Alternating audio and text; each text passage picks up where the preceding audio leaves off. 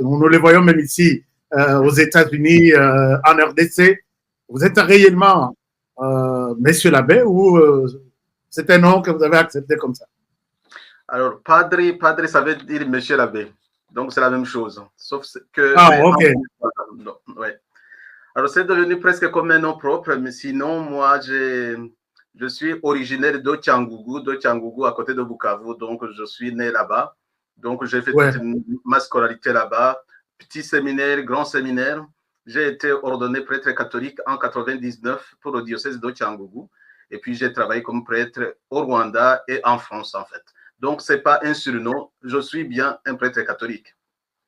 Je connais bien Tchangougou. C'est le dernier village pour prendre le pont Rosizi et arriver à Bukavu.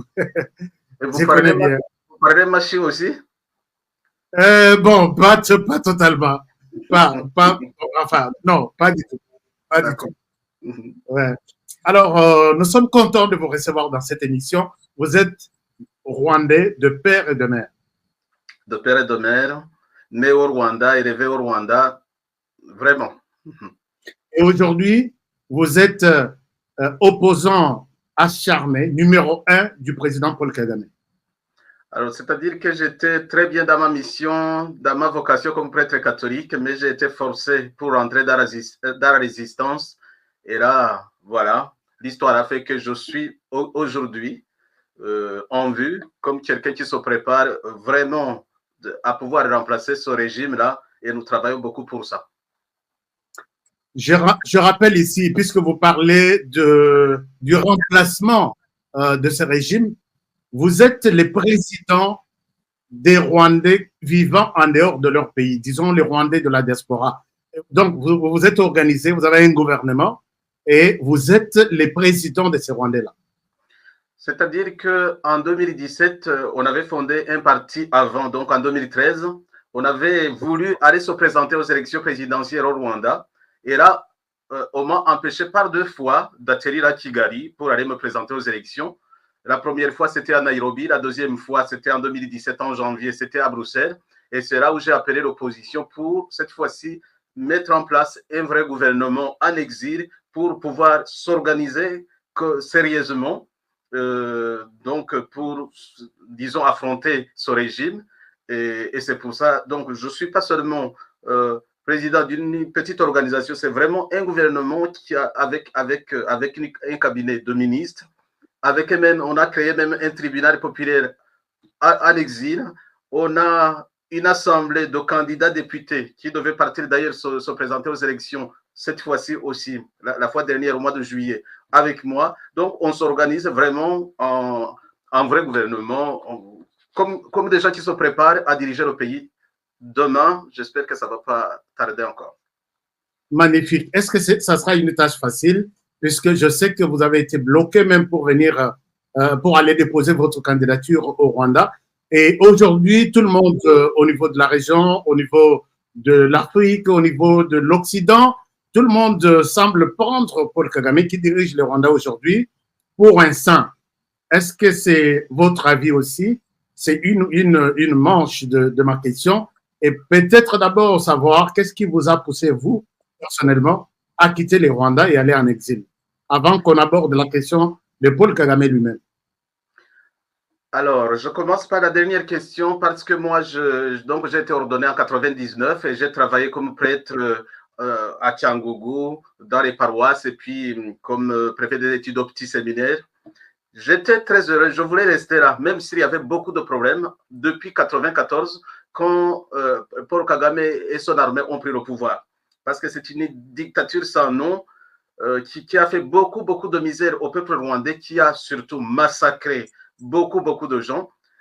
Aujourd'hui, on peut parler avec vous, vous pouvez comprendre ce que vous affrontez depuis, j'allais dire quelques années, mais c'est 2 décennies quand même. Vous pouvez comprendre ce que le peuple rwandais a vécu depuis le 1er octobre. Aujourd'hui, on est le 1er octobre. Le 1er octobre 1990. Donc, depuis ce jour-là, les Rwandais ont commencé à être massacrés et ils ont pris le pouvoir en 1994. Ils ont continué.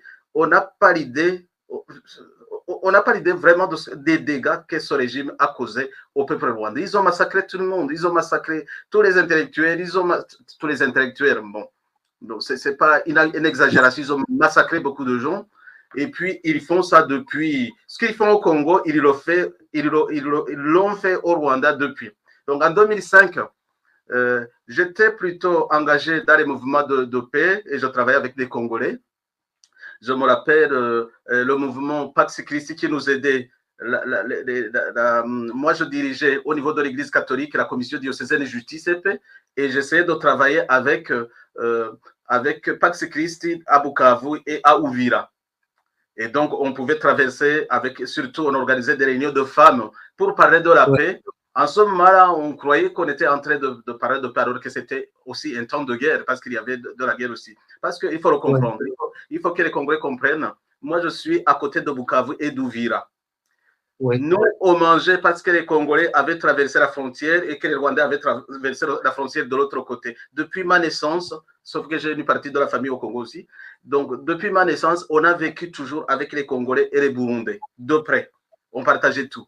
Donc, avec la guerre que le FPR faisait, traverser les frontières, nous, en fait, on nous mettait en difficulté. Cette région a été très, très en difficulté. Mais c'est pour ça que j'essayais de travailler, de m'engager avec les autres, en pensant tout naïvement que l'Église catholique pouvait contribuer à ramener la paix dans la région. En fait, on se trompait parce que les visées du FPR, de Paul Kagame et de son régime allaient au-delà de ce que nous pouvions espérer. Donc, en 2005, ils m'ont pris mon passeport. Je ne pouvais plus traverser les frontières. Je ne pouvais plus faire mon travail, en fait. Et j'ai décidé de m'enfuir. Et ce n'était pas de gaieté de cœur de partir en exil, mais je commençais à rentrer en résistance parce que j'avais décidé qu'il ne fallait pas laisser les choses comme ça. Voilà pourquoi donc je suis parti en exil. Après, vous me oui, allez-y, continuez. Vous me posiez la question sur la sainteté de Paul Kagame. Alors, il y a un ami de Paul Kagame, un ami d'enfance qui a milité avec lui et puis qui a travaillé comme son chef de cabinet. Il s'appelle Théogène Rudasingwa. À un certain moment, quand ils se sont chamaillés, il a essayé de décrire ce président que le Rwanda avait. Alors, c'était un Tutsi de sa race, de son groupe, qui avait dit, alors vous pouvez vraiment regarder sur Internet, vous allez avoir cet article, A State Without a Statesman.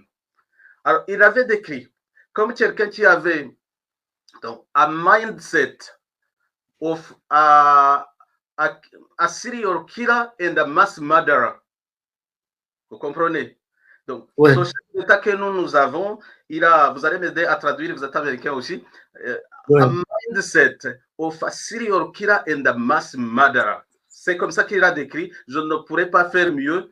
Imaginez d'être dirigé par un chef d'État qui devait être un parent pour tout le monde, le père de la nation, mais le cerveau qui est dans sa tête, c'était un tueur en série. Et Hamas Madara, donc, c'est ce qu'il a fait. Vous avez vu ce qu'il a fait au Rwanda. Vous avez ce qui lui arrive, oui. Voilà. Donc, notre saint président, voilà sa mindset, sa mentalité, voilà son cerveau. Je ne pourrais pas dire mieux que son ami. Voilà. Oui.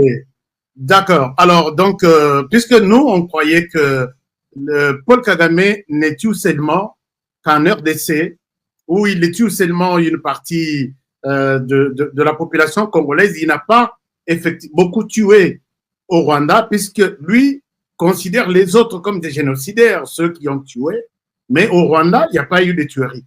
Et là, ce que vous dites nous intéresse beaucoup. Est-ce qu'il y a des cas concrets, des tueries dont l'auteur est Paul Kagame? Vous avez des exemples? Au Rwanda, d'abord. Alors, ce ne sont pas des exemples. À partir du 1er octobre 90, c'est eux qui ont tiré la première balle. Donc, ils ont commencé à tuer déjà les forces de l'ordre qu'ils ont trouvées à la frontière.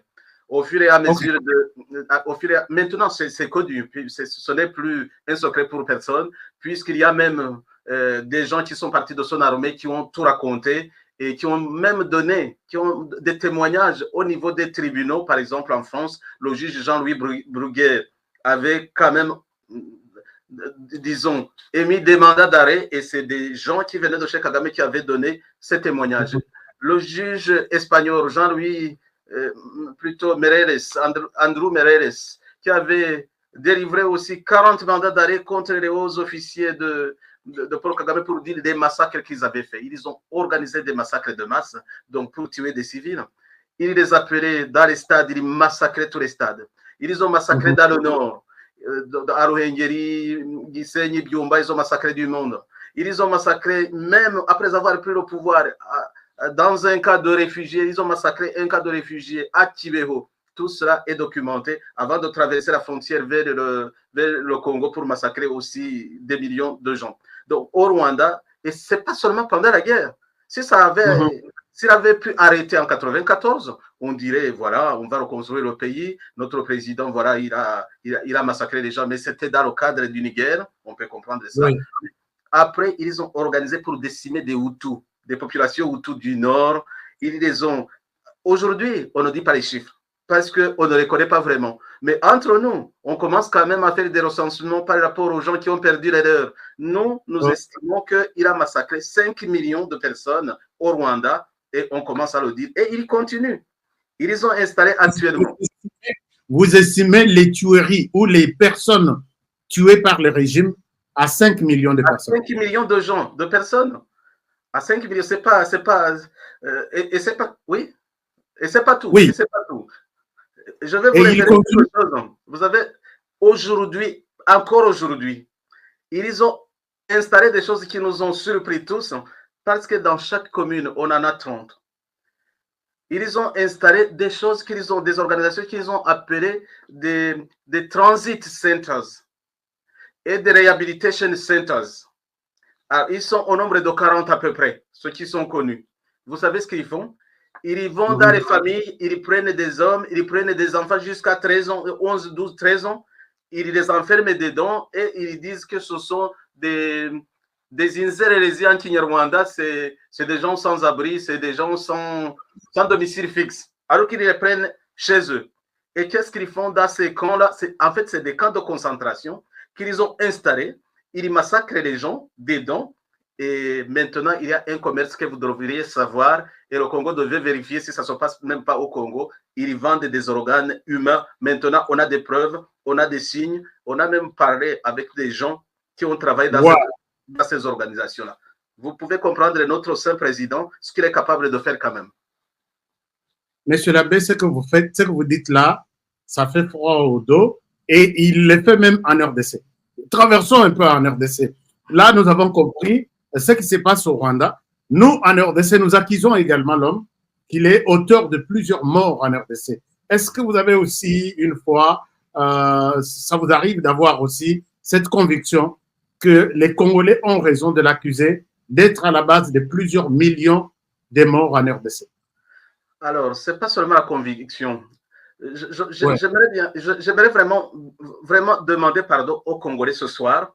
Je serai peut-être la première personne ou le premier responsable politique à le faire, parce que nous sommes au courant, vraiment au courant de ce qui se passe au Congo, de ce que l'armée de Paul Kagame fait au Congo, parce que nous avons des membres de famille aussi qui sont dans cette armée aussi, qui sont forcés d'aller massacrer des innocents au Congo. Donc, nous sommes très, très, très informés de ce qui se passe et vous pouvez être sûr qu'au moins 90% des Rwandais n'ont rien à voir avec ce que fait Kagame au Congo. Et j'ai aimé l'intervention du président Tshisekedi, c'est pour ça que je l'ai dit. Et vous demandez pardon pour ça?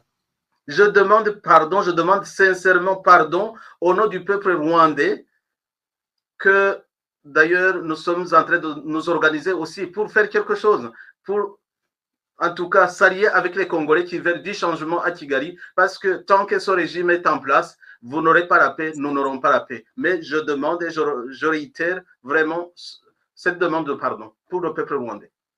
Ça me va vraiment droit au cœur, ça me touche.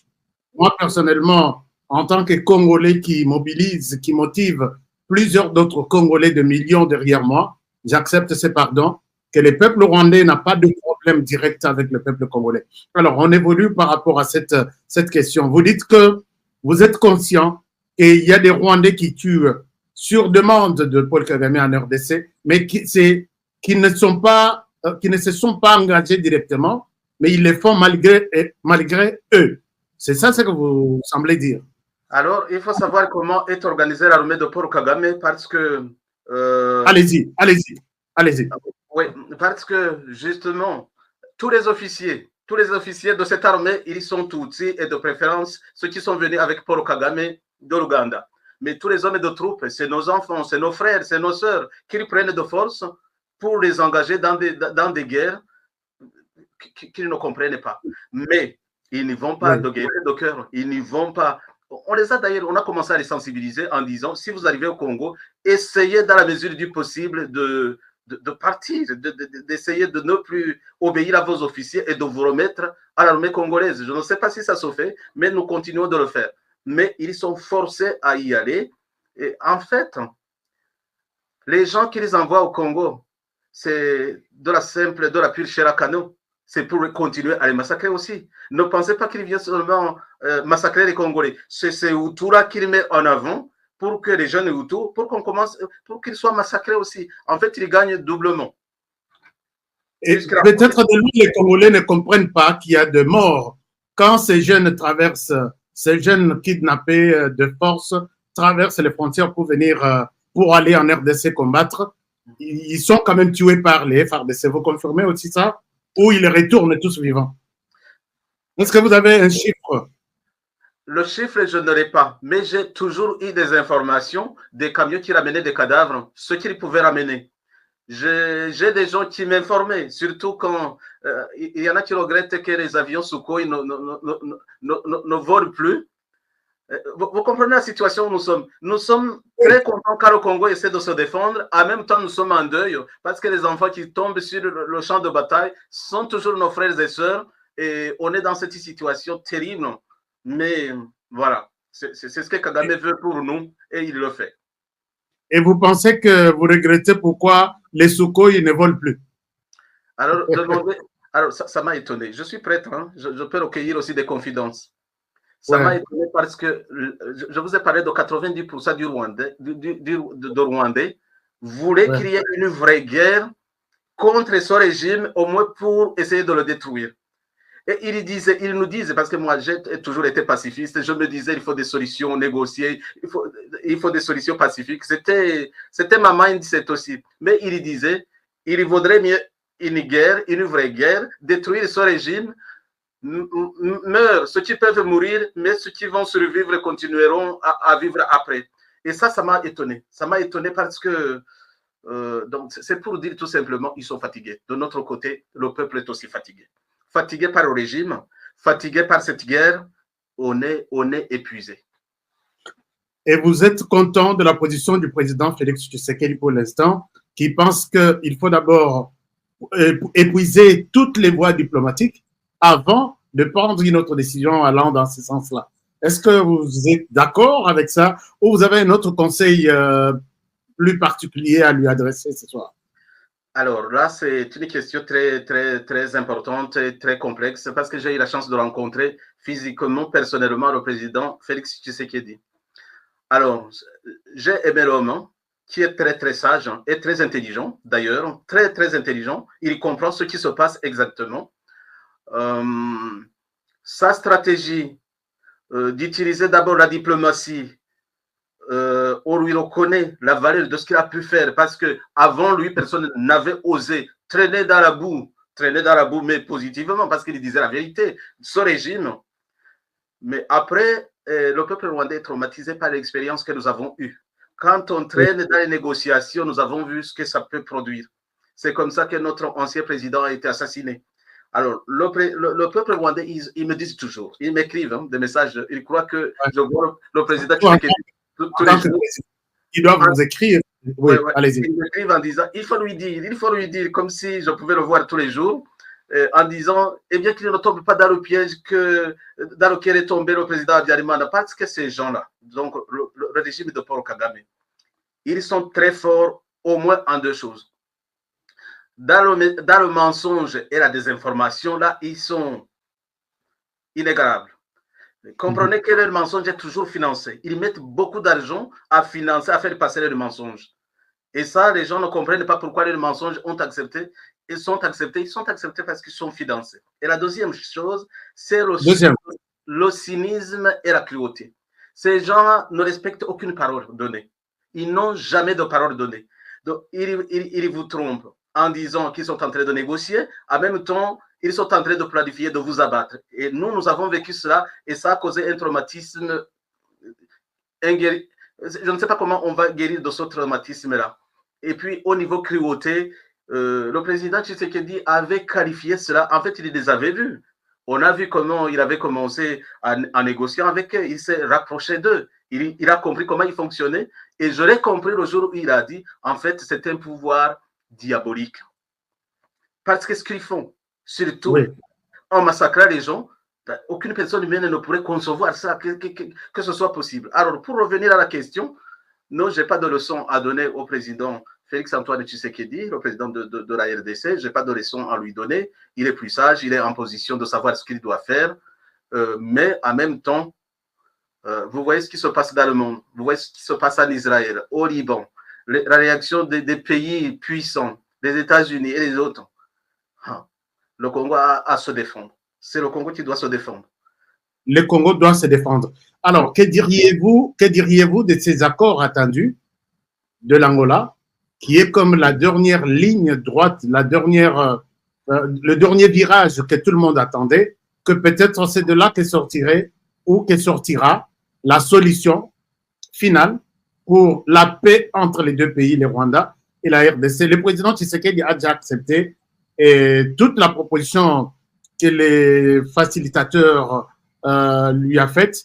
Mais est-ce que vous croyez aussi en cet accord, puisque Lorenzo même aux Nations Unies a dit « J'ai un accord de paix entre mes mains qui va faciliter à trouver la solution ou trouver la paix entre les deux pays de manière définitive ».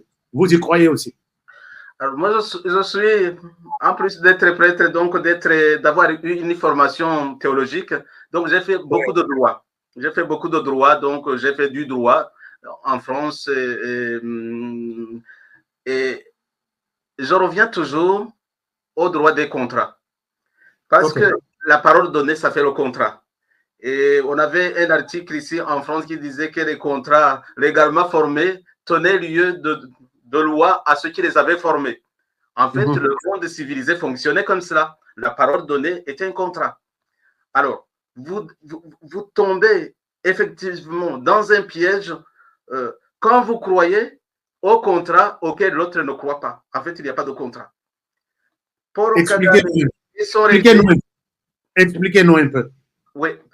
Paul Kagame et son régime, ils ne croient jamais à la parole donnée. C'est comme ça qu'ils ont assassiné le président, alors qu'ils signaient les accords de paix. Tout était fait, tout était fini. Alors, eux, ils ne croient pas, ils ne croient jamais aux alliances, aux contrats faits comme ça, aux négociations. Ils n'y croient jamais.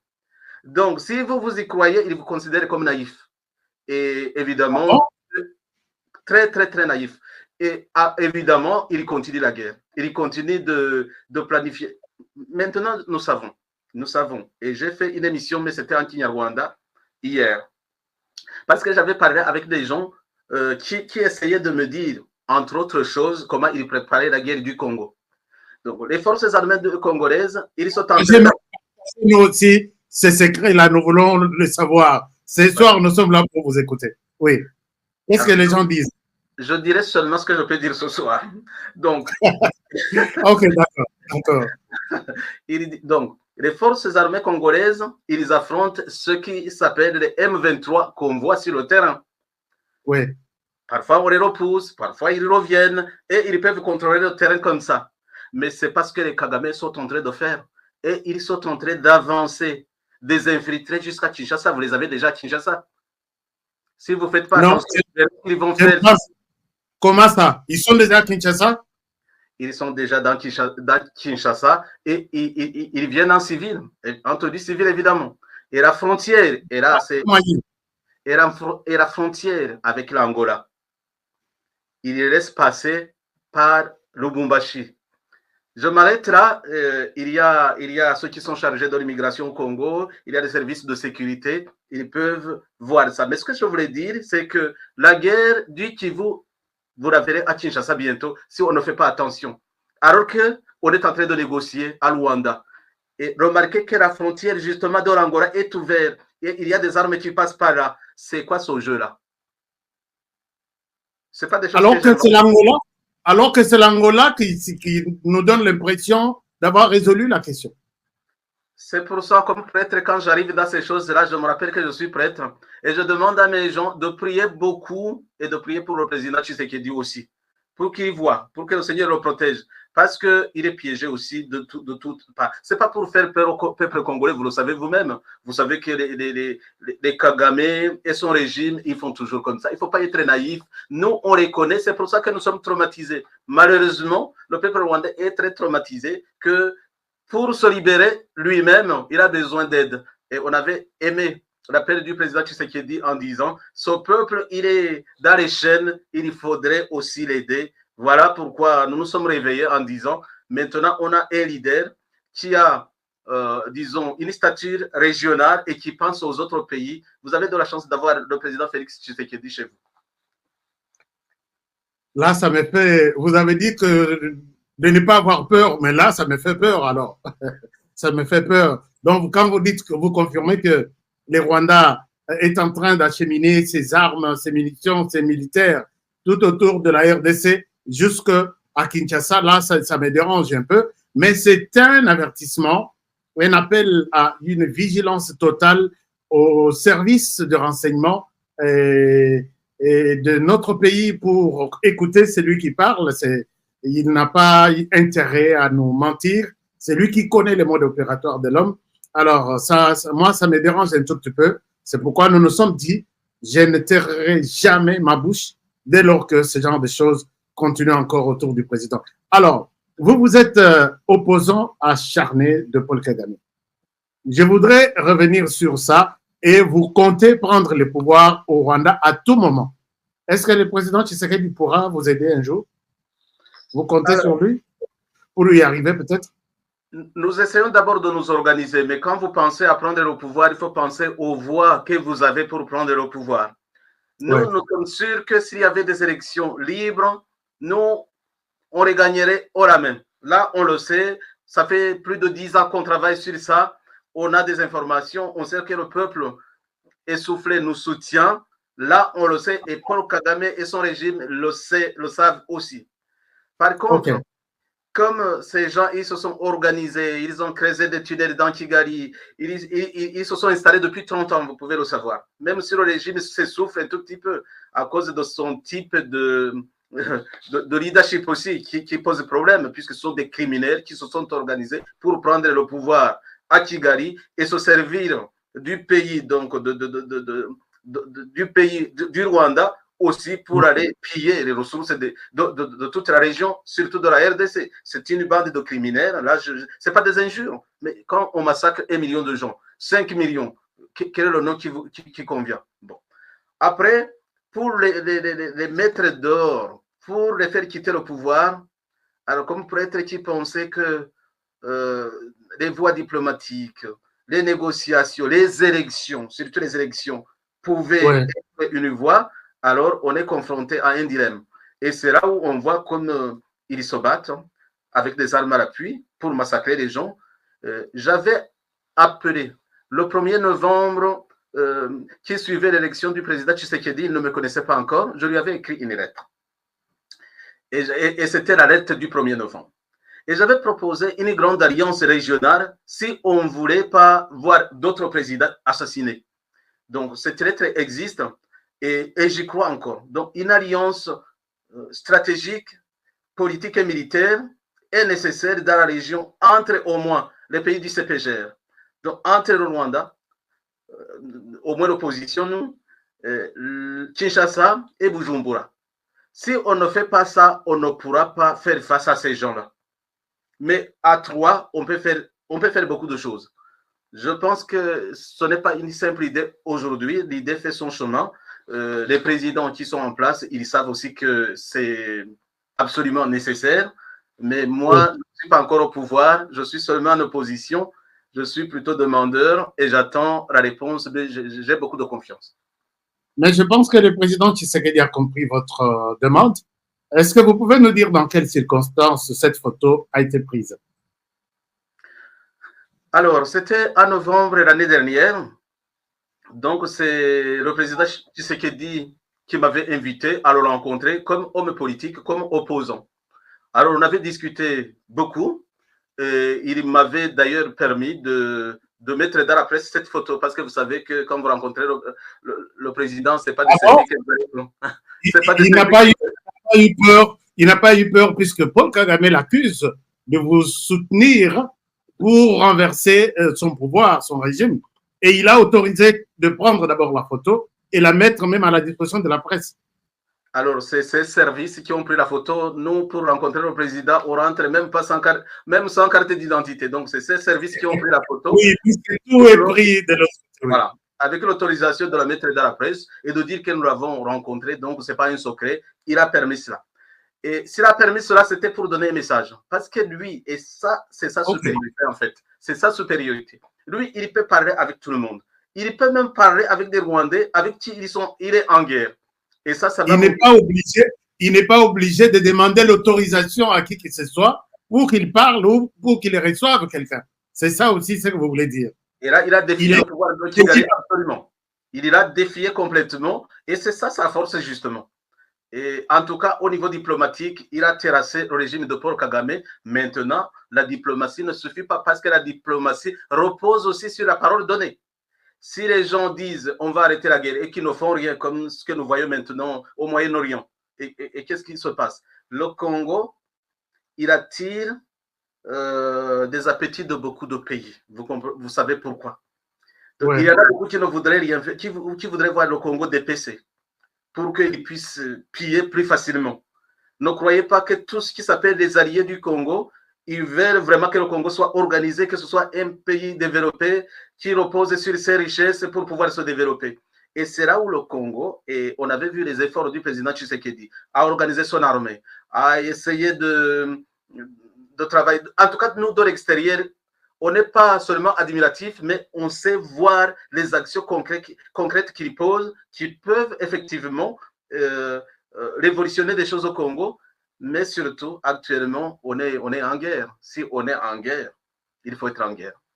Et là, c'est à lui. Il faut être en guerre. Oui. Il ne faut pas croire qu'on n'est pas en guerre, alors que les gens meurent tous les jours. Et lui, il le sait. Je sais qu'il le sait. Je sais qu'il souffre énormément de voir une partie de son pays sous les feux de Kigali. Mais, à mon avis,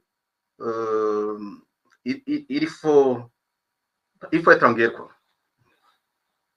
D'accord. Il y a beaucoup de questions, beaucoup de questions. Nous évoluons aussi avec mes questions qui étaient tirées de ce que les Congolais et les Rwandais pensent. On y va petit à petit. La première question, je souhaite prendre, il y en a beaucoup, petit à petit, les questions de ceux qui nous suivent et mes questions à moi, et nous allons terminer l'émission. La première question vient de Ella Meji. Alors, qui nous dit, Monsieur l'abbé, comment considérez-vous les prêtres et pasteurs rwandais qui soutiennent les sanguinaires Paul Kagame? C'est une question importante pour tous les hommes de Dieu du Rwanda qui continuent, sachant que Paul Kagame continue à tuer, mais ils les soutiennent. Alors, je ne crois pas qu'il y en ait beaucoup qui le soutiennent, en fait. Je ne crois pas qu'il y en ait beaucoup qui soutiennent ce régime. Il y en a quelques-uns qui sont venus d'Ouganda comme eux et qui seraient plutôt penchés à soutenir le régime. Mais les autres, ils se taisent par peur. Ils se taisent par peur et ça m'étonne justement. Mais en même temps, je ne les juge pas beaucoup parce que quand j'étais au Rwanda, j'ai essayé de travailler, j'étais jeune. Mais on voyait comme un rideau de fer qui était au-dessus de notre tête à cause du terrorisme et de la cruauté de ce régime. Ils ont massacré des évêques chez nous. Ils ont massacré 3 évêques ou 4 plutôt, ou 5 d'ailleurs. Ils ont massacré 5 évêques. Ils ont massacré des prêtres. Ils les ont mis en prison. Les jeunes qui sont là, ils ont peur. Ils ont peur tout simplement. Ils attendent aussi le salut. Et les pasteurs, c'est la même chose. La preuve, ouais. Le régime vient de prendre la décision de fermer des milliers d'églises dans notre pays. Je ne savais même pas qu'il y avait autant d'églises. Quand on parlait de 4000 églises fermées. 4000 fermées, c'est dû à quoi? Quelle est la raison fondamentale? Alors, la raison fondamentale, c'est que le régime a peur. Parce que les gens d'église s'étaient donné des libertés de commencer à prophétiser. À dire qu'il y aura un changement dans le pays, que la guerre vient et que le régime va tomber. Alors là, il a compris qu'ils étaient en train de faire de la politique, qu'ils étaient en fait en train de mobiliser le peuple et que ça devient très dangereux pour le régime. Alors, bon, c'était comme ça?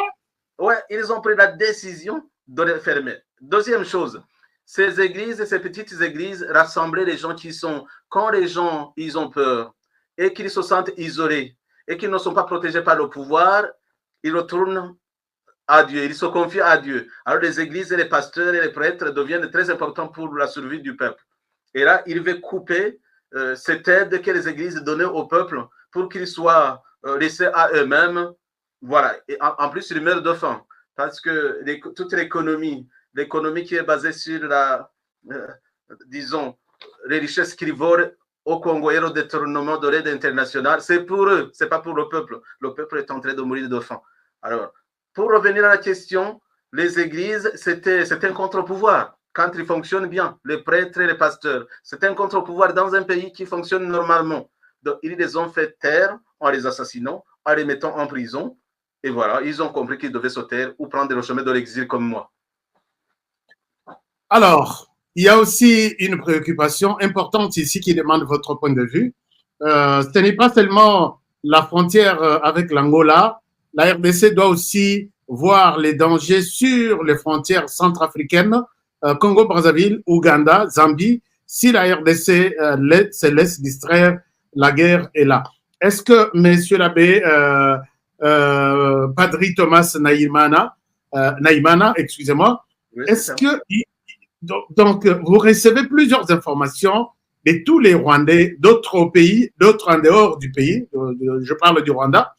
Est-ce que vous avez déjà reçu des informations faisant état d'une quelconque menace de la RDC qui viendrait de ces pays cités par notre téléspectateur ici, notamment les Congo-Brazzaville, notamment la République centrafricaine, le Sud-Soudan, l'Ouganda, par exemple, contre la RDC. Est-ce que vous avez eu déjà des informations allant dans ce sens-là? Oui. Alors, pour l'Ouganda, oui, ça va sans dire, ça se fait ouvertement. J'avais d'ailleurs posé la question au président pourquoi il considérait qu'il y avait une coopération avec l'Ouganda. Il avait répondu. C'est sa stratégie. Il compromet ce qui se fait. Comment oui, les forces rwandaises traversent par l'Ouganda et les Ouganda, tout le monde sait. Alors, pour la Centrafrique, nous avons essayé de mettre ensemble les oppositions donc rwandaises et centrafricaines. On est en train de collaborer énormément et c'est là qui me donnait beaucoup d'informations dans l'alliance qu'on proposait en disant le Burundi et la RDC. Donc, les centrafricains disaient de l'opposition parce qu'ils savaient exactement que et le président de la Centrafrique, qui est allié beaucoup